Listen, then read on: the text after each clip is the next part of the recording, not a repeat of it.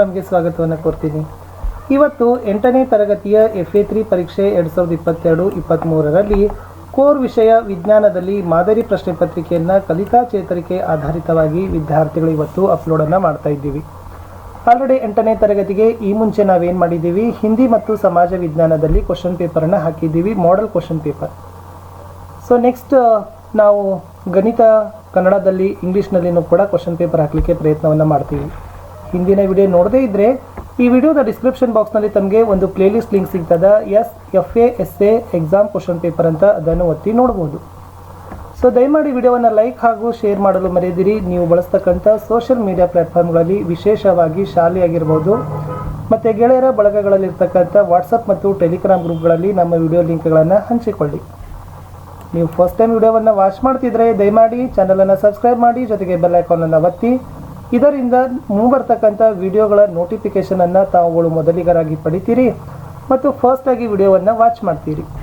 ನಾವು 8ನೇ ತರಗತಿಯಲ್ಲಿ ಹಿಂದಿ, ಸಮಾಜ ವಿಜ್ಞಾನದಲ್ಲಿ ಕಲಿಕಾ ಚೇತರಿಕೆಗೆ ವಿಡಿಯೋಗಳನ್ನು ಹಾಕ್ತಾ ಇದ್ದೀವಿ. ಅಷ್ಟೇ ಅಲ್ಲದೆ ಹಿಂದಿ, ಸಮಾಜ ವಿಜ್ಞಾನದಲ್ಲಿ ರಾಜ್ಯ ಪಠ್ಯಪುಸ್ತಕಗಳ ಎಲ್ಲ ಪಾಠಗಳ ನೋಟ್ಸ್ ಮತ್ತು ಕ್ವಶನ್ ಆನ್ಸರ್ಸ್ ವಿಡಿಯೋಗಳನ್ನು ಸಹಿತ ಪೋಸ್ಟ್ ಮಾಡ್ತಿದ್ದೀವಿ. ಸೊ ಒಂದು ಸಾರಿ ಹೋಗಿ ಪ್ಲೇಲಿಸ್ಟ್ ಲಿಂಕ್ಗೆ ಹೋಗಿ ಭೇಟಿ ಕೊಟ್ಟಿದ್ದೆ ಆದರೆ ತಮಗೆ ಭಾಳಷ್ಟು ರೀತಿಯಾಗಿರ್ತಕ್ಕಂಥ ಅನುಕೂಲ ಆಗ್ತದೆ. ಅಷ್ಟಲ್ಲದೆ ಮೋಸ್ಟ್ ಇಂಪಾರ್ಟೆಂಟ್ ಹೇಳೋದಂದರೆ 8ನೇ ತರಗತಿಯ ವಿದ್ಯಾರ್ಥಿಗಳು NMS ವಿಷಯದ ಸಮಾಜ ವಿಜ್ಞಾನ ಮತ್ತು ವಿಜ್ಞಾನ ವಿಷಯದಲ್ಲಿ ಬಹಳಷ್ಟು ಉಪಯುಕ್ತವಾಗಿರ್ತಕ್ಕಂಥ ಎಲ್ಲ ಪಾಠಗಳ ಕ್ವಶನ್ ಆನ್ಸರ್ಸ್ಗಳನ್ನು ಹಾಕ್ತಾ ಇದ್ದೀವಿ. ಏನಾದರೂ ಡೌಟ್ ಇದ್ದರೆ ಕಮೆಂಟಲ್ಲಿ ತಮ್ಮ ಅನಿಸಿಕೆಗಳನ್ನು ನೀವುಗಳು ಪೋಸ್ಟ್ಗಳನ್ನು ಮಾಡಬಹುದು. ಒಂದು ಮೋಸ್ಟ್ ಇಂಪಾರ್ಟೆಂಟ್ ಏನಪ್ಪ ಅಂತಂದರೆ ನಮ್ಮದೇ ಒಂದು ಟೆಲಿಗ್ರಾಮ್ ಗ್ರೂಪ್ ಅದ, ಸ್ಟಡಿ ವಿತ್ ಪರಶುರಾಮ್ ಅಂತ. ಅದರ ಲಿಂಕನ್ನು ವಿಡಿಯೋದ ಡಿಸ್ಕ್ರಿಪ್ಷನ್ ಬಾಕ್ಸ್ನಲ್ಲಿ ಪೋಸ್ಟ್ ಮಾಡಿದ್ದೀನಿ. ಸೊ ಬಂದು ಜಾಯ್ನ್ ಆಗಿ. 8ನೇ ತರಗತಿಯ ವಿಜ್ಞಾನದಲ್ಲಿ ಇವತ್ತು FA3 ಕ್ವಶನ್ ಪೇಪರ್ ಹಾಕ್ತಾ ಇದ್ದೀವಿ.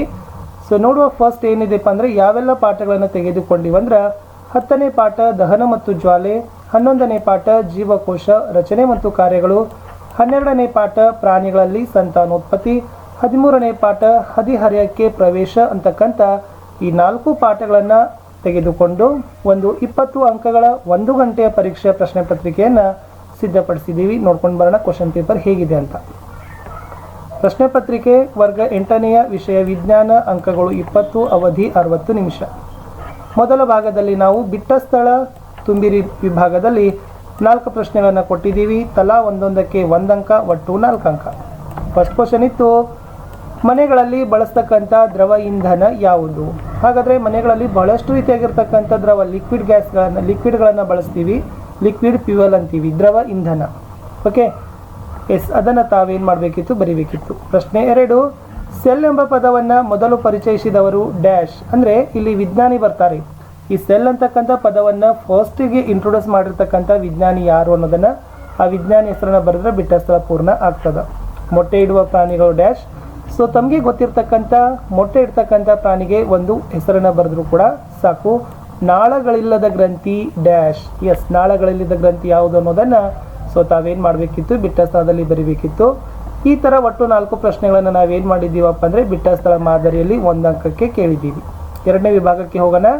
ಮುಖ್ಯ ಪ್ರಶ್ನೆ 2, ಕೆಳಗಿನ ಪ್ರಶ್ನೆಗಳನ್ನು ಒಂದು ವಾಕ್ಯದಲ್ಲಿ ಉತ್ತರಿಸಿರಿ. ಇಟ್ ಮೀನ್ಸ್ ಉತ್ತರಗಳನ್ನು ಬರಿಬೇಕು. 1ಕ್ಕೆ ಇದ್ದಾವೆ. ಸೊ ಟೋಟಲ್ ಆಗಿರ್ತಕ್ಕಂಥ 3 ಕ್ವಶನ್ಸ್ ಇದ್ದಾವೆ. ಒಂದೊಂದಕ್ಕೆ 1 ಅಂಕ, ಒಟ್ಟು 3 ಅಂಕ. ಪ್ರಶ್ನೆ 5, ಕ್ಯಾಲೋರಿ ಮೌಲ್ಯವನ್ನು ವ್ಯಕ್ತಪಡಿಸುವ ಏಕಮಾನ ಯಾವುದು? ಮೋಸ್ಟ್ ಇಂಪಾರ್ಟೆಂಟ್ ಇದೆ. ಯಾಕೆಂದರೆ ಕ್ಯಾಲೋರಿ ಮೌಲ್ಯವನ್ನು ಸೂಚಿಸಲಿಕ್ಕೆ ಒಂದು ಏಕಮಾನವನ್ನು ಬಳಸ್ತಾರೆ. ಆ ಏಕಮಾನದ ಹೆಸರನ್ನು ತಾವೇನು ಮಾಡಬೇಕಿತ್ತು, ವಿದ್ಯಾರ್ಥಿಗಳೇ ಬರೀಬೇಕಿತ್ತು. ಪ್ರಶ್ನೆ 6, ಜೀವಕೋಶಕ್ಕೆ ಆಕಾರ ನೀಡುವ ಭಾಗ ಯಾವುದು? ಒಂದು ಜೀವಕೋಶ ಇದೆ ಅಂತಂದರೆ ಅದಕ್ಕೆ ಆಕಾರವನ್ನು ಕೊಡ್ತಕ್ಕಂಥ ಒಂದು ಭಾಗ ಇದೆ, ಆ ಭಾಗದ ಹೆಸರನ್ನು ಬರಿಬೇಕು. ಕಡೆ ಪ್ರಶ್ನೆ ಇತ್ತು, ರೂಪ ಪರಿವರ್ತನೆ ಎಂದರೇನು? ಮೋಸ್ಟ್ ಇಂಪಾರ್ಟೆಂಟ್ ಇದೆ. ಈ ಡೆಫಿನೇಷನ್ ಭಾಳ ಸಾರಿ ಏನು ಮಾಡಿದಾರಪ್ಪ ಅಂದರೆ ಕೇಳಿದ್ದಾರೆ. ಇಲ್ಲಿ ಈ ರೂಪ ಪರಿವರ್ತನೆ ಡೆಫಿನೇಷನನ್ನು ತಾವೇನು ಮಾಡಬೇಕಾಗಿತ್ತು, ಬರಿಬೇಕಾಗಿತ್ತು. ಇದನ್ನು ಬರೆದ್ರೂ ಕೂಡ ತಮಗೆ ಎಷ್ಟು ಅಂಕ ಕೊಡ್ತಾರೆ? 1 ಅಂಕ ಕೊಡ್ತಾರೆ. ಇಲ್ಲಿಗೆ 2ನೇ ವಿಭಾಗದಲ್ಲಿ 1 ಅಂಕದ ಪ್ರಶ್ನೆಗಳು ಏನಾಯ್ತಪ್ಪ ಅಂದರೆ ಕಂಪ್ಲೀಟ್ ಆಯಿತು. ಇನ್ನು ನೆಕ್ಸ್ಟ್ ಹೋಗುವ ಯಾವುದಪ್ಪ ಅಂತಂದರೆ 2-3 ವಾಕ್ಯದ ಪ್ರಶ್ನೆಗಳು ಅಥವಾ 4 ಅಂಶಗಳಲ್ಲಿ ನೀವು ಉತ್ತರಗಳನ್ನು ಬರೀತಕ್ಕಂಥದ್ದು.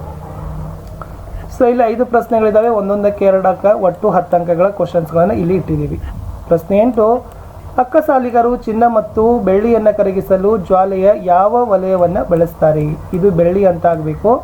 ಓಕೆ, ಈ ಅಕ್ಕಸಾಲಿಗರು ಚಿನ್ನ ಆಗಿರಬಹುದು ಮತ್ತು ಬೆಳ್ಳಿಯನ್ನು ಕರಗಿಸಲಿಕ್ಕೆ ಜ್ವಾಲೆ ಅಂದರೆ ಬೆಂಕಿಯ ಯಾವ ಭಾಗವನ್ನು ಬಳಸ್ತಾರೆ ಏಕೆ ಅಂತ ಕೇಳಿದ್ದಾರೆ. ಸೊ ಅದನ್ನು 2 ಅಂಕಕ್ಕಿದೆ. ಸೊ ಒಂದು ರೀತಿಯಾಗಿರ್ತಕ್ಕಂಥ ಕಾರಣ ಕೊಡ್ತಕ್ಕಂಥ ಮಾದರಿಯಲ್ಲಿ ಕ್ವಶನ್ ಅದು ಇತ್ತು. ಪ್ರಶ್ನೆ 9, ಮನುಷ್ಯನ ನರಕೋಶದ ರೇಖಾಚಿತ್ರವನ್ನು ಬಿಡಿಸಬೇಕು. ಮನುಷ್ಯನಲ್ಲಿ ನರಕೋಶದ ಕಾರ್ಯಗಳನ್ನು ಬರಿಬೇಕು. ಸೊ ರೇಖಾಚಿತ್ರ ಇದೆ, just only for the diagram ಹಾಕಿ. ಆಮೇಲೆ ಈ ಮನುಷ್ಯನ ದೇಹದಲ್ಲಿ ನರಕೋಶ ಯಾವೆಲ್ಲ ಕಾರ್ಯಗಳನ್ನು ಮಾಡ್ತದ ಅನ್ನೋದನ್ನು ತಾವೇನು ಮಾಡಬೇಕಿತ್ತು ವಿದ್ಯಾರ್ಥಿಗಳೇ, ಬರಿಬೇಕಿತ್ತು. ಮುಂದಿನ ಪ್ರಶ್ನೆ ಇದೆ, ಪ್ರಶ್ನೆ ಸಂಖ್ಯೆ 10, ಆಂತರಿಕ ಮತ್ತು ಬಾಹ್ಯ ನಿಷೇಚನಗಳ ನಡುವಿನ ವ್ಯತ್ಯಾಸಗಳನ್ನು ಪಟ್ಟಿ ಮಾಡಿ. ಈ ನಿಷೇಚನ ಕಾರ್ಯ ನಡೀತದ ವಿದ್ಯಾರ್ಥಿಗಳೇ ತಮ್ಮೆಲ್ಲರಿಗೂ ಕೂಡ ಗೊತ್ತೇ ಇದೆ. ಇಲ್ಲಿ ಆಂತರಿಕ ಆಗಿರಬಹುದು ಮತ್ತು ಬಾಹ್ಯ ಆಗಿರಬಹುದು. ಈ ಆಂತರಿಕ ಮತ್ತು ಬಾಹ್ಯ ನಿಷೇಚನಗಳನ್ನು ಏನಾಗಬೇಕು ಅಂತಂದರೆ ಎರಡರ ನಡುವಿನ ವ್ಯತ್ಯಾಸಗಳನ್ನು, ಡಿಫ್ರೆನ್ಸಿಯೇಷನ್ಸ್ಗಳನ್ನು ಒಂದು 2 ಪಾಯಿಂಟ್ಸ್ಗಳನ್ನಾದರೂ ಕನಿಷ್ಠ ತಾವೇನು ಮಾಡಬೇಕು ವಿದ್ಯಾರ್ಥಿಗಳೇ, ಬರೀಲೇಬೇಕು. ಮುಂದಿನ ಪ್ರಶ್ನೆ 11 ಇತ್ತು, ಪ್ರೌಢಾವಸ್ಥೆಯಲ್ಲಿ ನಡೀತಕ್ಕಂಥ ದೈಹಿಕ ಬದಲಾವಣೆಗಳನ್ನು ತಿಳಿಸಿ. ಹಾಗಾದರೆ ಪ್ರೌಢಾವಸ್ಥೆಯಲ್ಲಿ ಈ ಹುಡುಗ ಮತ್ತು ಹುಡುಗಿಯರಲ್ಲಿ ಬಹಳಷ್ಟು ರೀತಿಯಾಗಿರ್ತಕ್ಕಂಥ ದೈಹಿಕ ಬದಲಾವಣೆಗಳನ್ನು ನಾವುಗಳು ಕಾಣ್ತೀವಿ. ಹಾಗಾದರೆ ಈ ದೈಹಿಕ ಬದಲಾವಣೆಗಳು ಯಾವುವು ಅನ್ನೋದನ್ನು ನೀವೇನು ಮಾಡಬೇಕಿತ್ತು ವಿದ್ಯಾರ್ಥಿಗಳೇ, ಬರಿಬೇಕಿತ್ತು. ಸೊ ಇದನ್ನು ಬರೆದ್ರೆ ನಿಮ್ಗೆ ಎಷ್ಟು ಅಂಕಗಳನ್ನು ಕೊಡ್ತಾರಪ್ಪ ಅಂದರೆ 2 ಕೊಡ್ತಾರೆ. ಕನಿಷ್ಠ ಒಂದು 4-5 ದೈಹಿಕ ಬದಲಾವಣೆ ಅಂಶಗಳನ್ನಾದರೂ ತಾವು ಬರೀಬೇಕು. ಕಡೆ ಪ್ರಶ್ನೆ ಇತ್ತು, ಮಾನವನ ದೇಹದಲ್ಲಿ ಸ್ರವಿಸುವ ಅಂತಃಸ್ರಾವಕ ಗ್ರಂಥಿಗಳನ್ನು ಹೆಸರಿಸಿರಿ. ಮೋಸ್ಟ್ ಇಂಪಾರ್ಟೆಂಟ್ ಇದೆ ವಿದ್ಯಾರ್ಥಿಗಳು. ಏನಂದರೆ ಸೊ ಮನುಷ್ಯನ ದೇಹದಲ್ಲಿ ಬಹಳಷ್ಟು ರೀತಿಯಾಗಿರ್ತಕ್ಕಂಥ ಗ್ರಂಥಿಗಳನ್ನು ಸ್ರವಿಸ್ತವೆ. ಓಕೆನಾ?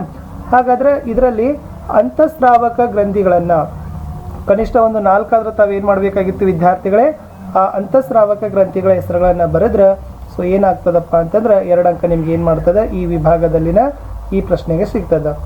ಇಷ್ಟು ನಾವೇನು ಮಾಡಿದ್ದೀವಿ ಅಂತಂದರೆ 2 ಅಂಕಕ್ಕೆ ಪ್ರಶ್ನೆಗಳು ಯಾವೆಲ್ಲ ಇದ್ದು ಅನ್ನೋದನ್ನು ನೋಡಿದ್ದೀವಿ. ಇನ್ನು ಈ ಪ್ರಶ್ನೆ ಪತ್ರಿಕೆ ಕಡೆಯ ವಿಭಾಗ ಇದೆ. ಸೊ ಲಾಸ್ಟ್ ಇರ್ತಕ್ಕಂಥದ್ದು ಒಂದೇ ಇದೆ. ಮತ್ತು ಇಲ್ಲಿ 3 ಅಂಕ ಏನು ಮಾಡ್ತಾರಪ್ಪ ಅಂತಂದರೆ ತಮಗೆ ಕೊಡ್ತಾರೆ.